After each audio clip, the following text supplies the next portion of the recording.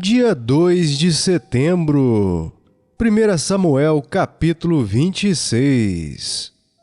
Vieram os ifeus a Saul, a Gibeá, e disseram: Não se acha Davi escondido no outeiro de Áquila, defronte de Gesimom? Então Saul se levantou e desceu ao deserto de Zife, e com ele 3.000 homens escolhidos de Israel a buscar a Davi. Acampou-se Saul no outeiro de Áquila, defronte de Gesimom, junto ao caminho. Porém Davi ficou no deserto, e sabendo que Saul vinha para ali, à sua procura, enviou espias, e soube que Saul tinha vindo. Davi se levantou, e veio ao lugar onde Saul acampara, e viu o lugar onde se deitaram Saul e Abner, filho de Ner, comandante do seu exército. Saul estava deitado no acampamento, e o povo ao redor dele. Disse Davi a Aimeleque, o heteu, e a Abisaí, filho de Zeruía, irmão de Joabe: Quem descerá comigo a Saul ao arraial? Respondeu Abisaí: Eu descerei contigo. Vieram, pois, Davi e Abisaí de noite ao povo, e eis que Saul estava deitado, dormindo no acampamento, e a sua lança fincada na terra à sua cabeceira. Abner e o povo estavam deitados ao redor dele. Então disse Abisaí a Davi: Deus te entregou hoje nas mãos o teu inimigo. Deixe-me, pois, agora encravá-lo com a lança ao chão, de um só golpe, não será preciso segundo. Davi, porém, respondeu a Abisaí: Não o mates, pois quem haverá que estenda a mão contra o ungido do Senhor e fique inocente? Acrescentou Davi: Tão certo como vive o Senhor, este o ferirá, ou o seu dia chegará em que morra, ou em que descendo a batalha seja morto. O Senhor me guarde de que eu estenda a mão contra o seu ungido. Agora, porém, toma a lança que está à sua cabeceira e a bilha da água, e vamo-nos. Tomou, pois, Davi a lança e a bilha da água da cabeceira de Saul, e foram-se. Ninguém o viu, nem o soube, nem se despertou, pois todos dormiam, porquanto da parte do Senhor lhes havia caído profundo sono.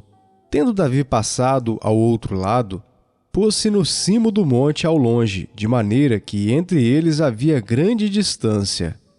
Bradou ao povo e a Abner, filho de Ner, dizendo: Não respondes, Abner? Então Abner acudiu e disse: Quem és tu que bradas ao rei? Então disse Davi a Abner: Porventura não és homem? E quem há em Israel como tu? Por que, pois, não guardaste o rei teu senhor? Porque veio um do povo para destruir o rei teu senhor. Não é bom isso que fizeste. Tão certo como vive o Senhor, deveis morrer, vós que não guardastes a vosso senhor, o ungido do Senhor. Vede agora onde está a lança do rei e a bilha da água, que tinha à sua cabeceira. Então reconheceu Saul a voz de Davi e disse: Não é a tua voz, meu filho Davi? Respondeu Davi: Sim, a minha, ó rei, meu senhor. Disse mais: Por que persegue o meu senhor assim seu servo? Pois que fiz eu? E que maldade se acha nas minhas mãos? Ouve, pois, agora, te rogo, ó rei, meu senhor, as palavras de teu servo. Se é o Senhor que te incita contra mim, aceite ele a oferta de manjares. Porém, se são os filhos dos homens, malditos sejam perante o Senhor, pois eles me expulsaram hoje, para que eu não tenha parte na herança do Senhor, como que dizendo: Vai, serve a outros deuses. Agora, pois, não se derrame o meu sangue longe desta terra do Senhor, pois saiu o rei de Israel em busca de uma pulga, como quem persegue uma perdiz nos montes. Então disse Saul: Pequei. Volta, meu filho Davi, pois não tornarei a fazer-te mal. Porque foi hoje preciosa a minha vida aos teus olhos. Eis que tenho procedido como louco e errado excessivamente. Davi, então, respondeu e disse: Eis aqui a lança, ó rei. Vem aqui um dos moços e leve-a. Pague, porém, o Senhor a cada um a sua justiça e a sua lealdade. Pois o Senhor te havia entregado hoje nas minhas mãos, porém eu não quis estendê-las contra o ungido do Senhor. Assim como foi a tua vida hoje de muita estima aos meus olhos, assim também seja a minha aos olhos do Senhor, e ele me livre de toda tribulação. Então Saul disse a Davi: Bendito sejas tu, meu filho Davi, pois grandes coisas farás, e de fato prevalecerás. Então Davi continuou o seu caminho, e Saul voltou para o seu lugar. 1 Coríntios, capítulo 7. Quanto ao que me escrevestes, é bom que o homem não toque em mulher, mas por causa da impureza, cada um tem a sua própria esposa, e cada uma o seu próprio marido. O marido conceda à esposa o que lhe é devido, e também, semelhantemente, a esposa ao seu marido. A mulher não tem poder sobre o seu próprio corpo, e sim o marido. E também, semelhantemente, o marido não tem poder sobre o seu próprio corpo, e sim a mulher. Não vos priveis um ao outro, salvo talvez por mútuo consentimento por algum tempo, para vos dedicardes à oração e novamente vos ajuntardes, para que Satanás não vos tente por causa da incontinência. E isto vos digo como concessão, e não por mandamento. Quero que todos os homens sejam tais como também eu sou. No entanto, cada um tem de Deus o seu próprio dom. Um, na verdade, de um modo, outro de outro. E aos solteiros e viúvos, digo que lhes seria bom se permanecessem no estado em que também eu vivo. Caso, porém, não se dominem, que se casem, porque é melhor casar do que viver abrasado. Ora, aos casados ordeno não eu, mas o Senhor, que a mulher não se separe do marido. Se, porém, ela vier a separar-se, que não se case ou que se reconcilie com seu marido, e que o marido não se aparte de sua mulher. Aos mais digo eu, não o Senhor. Se algum irmão tem mulher incrédula, e esta consente em morar com ele, não a abandone. E a mulher que tem marido incrédulo, e este consente em viver com ela, não deixe o marido. Porque o marido incrédulo é santificado no convívio da esposa, e a esposa incrédula é santificada no convívio do marido crente. De outra sorte, os vossos filhos seriam impuros. Porém agora são santos. Mas se o descrente quiser apartar-se, que se aparte. Em tais casos, não fica sujeito à servidão nem o irmão, nem a irmã. Deus vos tem chamado à paz. Pois como sabes, ó mulher, se salvarás teu marido? Ou como sabes, ó marido, se salvarás tua mulher? Ande cada um segundo o Senhor lhe tem distribuído, cada um conforme Deus o tem chamado. É assim que ordeno em todas as igrejas. Foi alguém chamado estando circunciso? Não desfaça a circuncisão. Foi alguém chamado estando incircunciso? Não se faça circuncidar. A circuncisão em si não é nada. A incircuncisão também nada é, mas o que vale é guardar as ordenanças de Deus. Cada um permaneça na vocação em que foi chamado. Foste chamado sendo escravo? Não te preocupes com isso. Mas se ainda podes tornar-te livre, aproveita a oportunidade. Porque o que foi chamado no Senhor sendo escravo é liberto do Senhor. Semelhantemente, o que foi chamado sendo livre é escravo de Cristo. Por preço fostes comprados. Não vos torneis escravos de homens. Irmãos, cada um permaneça diante de Deus naquilo em que foi chamado. Com respeito às virgens, não tenho mandamento do Senhor, porém dou minha opinião, como tendo recebido do Senhor a misericórdia de ser fiel. Considero, por causa da angustiosa situação presente, ser bom para o homem permanecer assim como está. Estás casado? Não procures separar-te. Estás livre de mulher? Não procures casamento. Mas se te casares, com isto não pecas. E também se a virgem se casar, por isso não peca. Ainda assim, tais pessoas sofrerão angústia na carne, e eu quisera poupar-vos. Isto, porém, vos digo, irmãos, o tempo se abrevia. O que resta é que não só os casados sejam como se o não fossem, mas também os que choram como se não chorassem, e os que se alegram como se não se alegrassem, e os que compram como se nada possuíssem, e os que se utilizam do mundo como se dele não usassem, porque a aparência deste mundo passa. O que realmente eu quero é que estejais livres de preocupações. Quem não é casado, cuida das coisas do Senhor, de como agradar ao Senhor. Mas o que se casou, cuida das coisas do mundo, de como agradar à esposa, e assim está dividido. Também a mulher, tanto a viúva como a virgem, cuida das coisas do Senhor, para ser santa, assim no corpo como no espírito. A que se casou, porém, se preocupa com as coisas do mundo, de como agradar ao marido. Digo isto em favor dos vossos próprios interesses. Não que eu pretenda enredar-vos, mas somente para o que é decoroso, e vos facilite o consagrar-vos desimpedidamente ao Senhor. Entretanto, se alguém julga que trata sem decoro a sua filha, estando já a passar-lhe a flor da idade, e as circunstâncias o exigem, faça o que quiser. Não peca, que se casem. Todavia, o que está firme em seu coração, não tendo necessidade, mas domínio sobre o seu próprio arbítrio, e isto bem firmado no seu ânimo para conservar virgem a sua filha, bem fará. E assim quem casa a sua filha virgem faz bem. Quem não a casa faz melhor. A mulher está ligada enquanto vive o marido. Contudo, se falecer o marido, fica livre para casar com quem quiser, mas somente no Senhor. Todavia, será mais feliz se permanecer viúva, segundo a minha opinião. E penso que também eu tenho o Espírito de Deus. Ezequiel capítulo 5.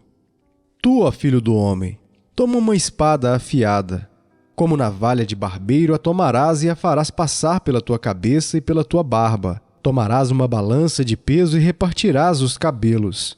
Uma terça parte queimarás no meio da cidade, quando se cumprirem os dias do cerco. Tomarás outra terça parte e a ferirás com uma espada ao redor da cidade. E a outra terça parte espalharás ao vento. Desembainharei a espada atrás deles. Desta terça parte tomarás uns poucos e os atarás nas abas da tua veste. Destes ainda tomarás alguns e os lançarás no meio do fogo e os queimarás. Dali sairá um fogo contra toda a casa de Israel. Assim diz o Senhor Deus: esta é Jerusalém. Pula no meio das nações e terras que estão ao redor dela. Ela, porém, se rebelou contra os meus juízos, praticando o mal mais do que as nações, e transgredindo os meus estatutos mais do que as terras que estão ao redor dela, porque rejeitaram os meus juízos e não andaram nos meus estatutos. Portanto, assim diz o Senhor Deus: porque sois mais rebeldes do que as nações que estão ao vosso redor, e não tendes andado nos meus estatutos, nem cumprido os meus juízos, nem procedido segundo os direitos das nações ao redor de vós, por isso, assim diz o Senhor Deus: eis que eu mesmo, estou contra ti, e executarei juízos no meio de ti à vista das nações. Farei contigo o que nunca fiz, e o que jamais farei, por causa de todas as tuas abominações. Portanto, os pais devorarão a seus filhos no meio de ti, e os filhos devorarão a seus pais. Executarei em ti juízos, e tudo o que restar de ti espalharei a todos os ventos. Portanto, tão certo como eu vivo, diz o Senhor Deus, pois que profanaste o meu santuário com todas as tuas coisas detestáveis e com todas as tuas abominações, eu retirarei sem piedade os olhos de ti, e não te pouparei. Uma terça parte de ti morrerá de peste, e será consumida de fome no meio de ti. Outra terça parte cairá a espada em redor de ti, e a outra terça parte espalharei a todos os ventos e desembainharei a espada atrás dela. Assim se cumprirá a minha ira, e satisfarei neles o meu furor e me consolarei. Saberão que eu, o Senhor, falei no meu zelo, quando cumprir neles o meu furor. Por-te-ei em desolação e por objeto de opróbrio entre as nações que estão ao redor de ti, à vista de todos os que passarem. Assim, serás objeto de opróbrio e ludíbrio, de escarnecimento e espanto às nações que estão ao redor de ti, quando eu executar em ti juízos com ira e indignação, em furiosos castigos. Eu, o Senhor, falei. Quando eu despedir as malignas flechas da fome contra eles, flechas destruidoras, que eu enviarei para vos destruir, então aumentarei a fome sobre vós e vos tirarei o sustento de pão. Enviarei sobre vós a fome e bestas feras, que te desfilharão. A peste e o sangue passarão por ti, e trarei a espada sobre ti. Eu, o Senhor, falei. Salmo capítulo 42. Como suspira a corça pelas correntes das águas, assim por ti, ó Deus, suspira a minha alma. A minha alma tem sede de Deus, do Deus vivo. Quando irei e me verei perante a face de Deus? As minhas lágrimas têm sido o meu alimento dia e noite, enquanto me dizem continuamente: o teu Deus onde está? Lembro-me destas coisas, e dentro de mim se me derrama a alma, de como passava eu com a multidão de povo e os guiava em procissão à casa de Deus, entre gritos de alegria e louvor, multidão em festa. Porque estás abatido, ó minha alma? Porque te perturbas dentro de mim? Espera em Deus, pois ainda o louvarei, a Ele, meu auxílio e Deus meu. Sinto abatida dentro de mim a minha alma.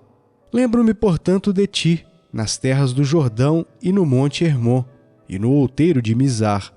Um abismo chama outro abismo ao fragor das tuas catadupas.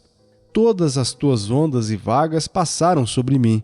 Contudo, o Senhor, durante o dia, me concede a sua misericórdia, e à noite comigo está o seu cântico, uma oração ao Deus da minha vida. Digo a Deus, minha rocha: por que te olvidaste de mim? Por que hei de andar eu lamentando sob a opressão dos meus inimigos? Esmigalham-se-me os ossos, quando os meus adversários me insultam, dizendo: o teu Deus onde está? Por que estás abatido, ó minha alma? Por que te perturbas dentro de mim? Espera em Deus, pois ainda o louvarei, a Ele meu auxílio e Deus meu. Salmo capítulo 43. Faze-me justiça, ó Deus, e pleiteia a minha causa contra a nação contenciosa. Livra-me do homem fraudulento e injusto, pois tu és o Deus da minha fortaleza. Por que me rejeitas? Por que hei de andar eu lamentando sob a opressão dos meus inimigos? Envia a tua luz e a tua verdade para que me guiem e me levem ao teu santo monte e aos teus tabernáculos. Então irei ao altar de Deus que é a minha grande alegria. Ao som da harpa eu te louvarei, ó Deus, Deus meu. Por que estás abatido, ó minha alma? Por que te perturbas dentro de mim? Espera em Deus, pois ainda o louvarei, a Ele meu auxílio e Deus meu.